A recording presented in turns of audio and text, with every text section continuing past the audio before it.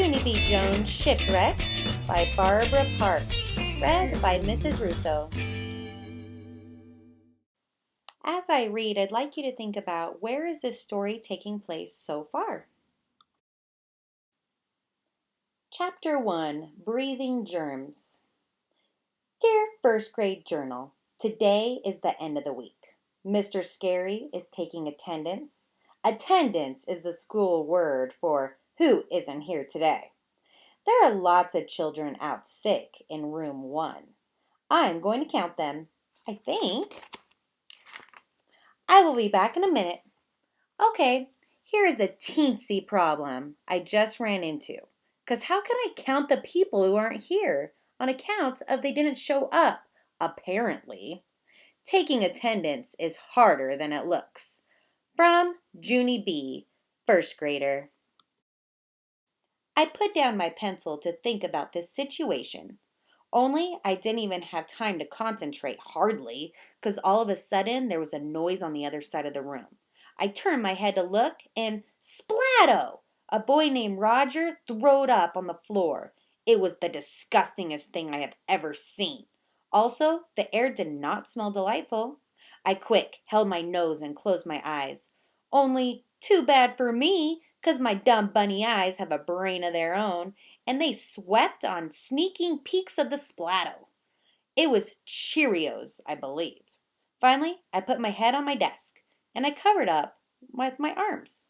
Only just then, more trouble happened. And it's called a boy named Sheldon couldn't stand the splatto.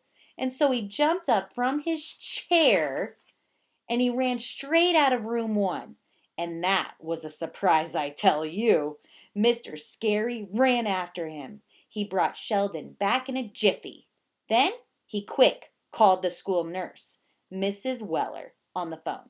And he told her that we need her help right now. Hurry, he said, fast.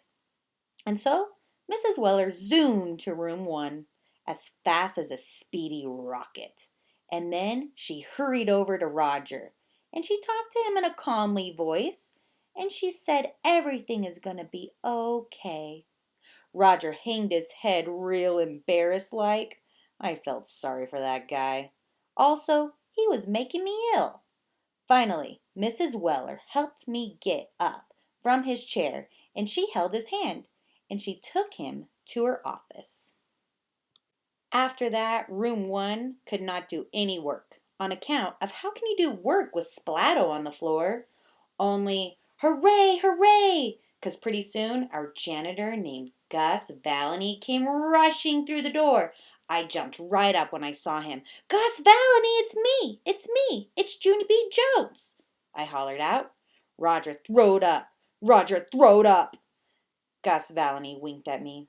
Then he went straight to Roger's desk, and he took out his important janitor equipment, and he sprinkled powder all over the splatto. And woo-wee! That stuff swept up like a miracle. We could not believe our eyeballs. Whoa, said my friend named Lenny. See, whoa, said my other friend named Jose. That powder is like magic. I sniffed the air. Yes, it is like magic, Jose, I said. Plus now it smells lemony fresh in here. Other children sniffed too. It does smell lemony fresh, said a girl named Shirley. I wish I had some of that stuff from my mother. She loves to clean up messes. Mine does too, said my bestest friend named Herbert. Then all of a sudden, Herb sprinkled out of his seat very excitedly. Wait! Hold it! My mother's birthday is on Sunday, he said, and so that's what I'll get her. I'll get her a tub of that magic powder. What's the name of it, Mr. Valany? Huh? What's it called? Gus Valany's face went kind of funny. He glanced his eyes at Mr. Scary and then back at Herbert again. Finally, he ran his fingers through his bald hair, and he said the name of it. Vomit absorbent? He said kind of quiet. It's called vomit absorbent. At first, Herbert just stood at his desk, very frozen. He did not say any words. Then, after a minute, he did a little shiver and he sat back down. "Maybe I'll just draw her a picture," he said. Gus Valentine nodded. Then he packed up his stuff and he waved goodbye to room 1, and Mr. Scary walked him into the hall. While he was gone, Sheldon put his lunch sack on his head. As soon as Mr. Scary saw it, he tried to take it off, but Sheldon held on tight. "No, don't, I need this," he said. "If I stay in here, I won't catch Roger's germs." I raised my eyebrows at that remark. "Yeah, only I don't get it, Sheldon," I said. "How can you catch Roger's germs?" "'Cause Gus Valentine just swept them in his bucket, remember?" Sheldon talked me through the bag. "Roger's germs aren't just in the bucket, Junie B," he said.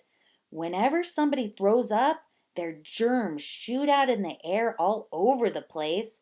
Then, if somebody else breathes that same air, those germs can get sucked right up their nose nostrils." I did a little cringe at that information. Then I looked all around the air, and very slow I lifted my hand and I closed my nose nostrils. Room 1 watched me. Then, one by one, they closed their nose nostrils too. And so all of us held our noses tight with our fingers, and we didn't breathe for the whole rest of the morning. All right, now that we've read chapter 1, where do you think the story takes place so far?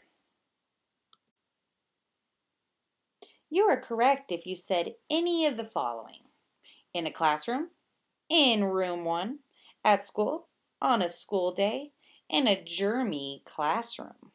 Remember, when answering a question, make sure to give as much detail as possible.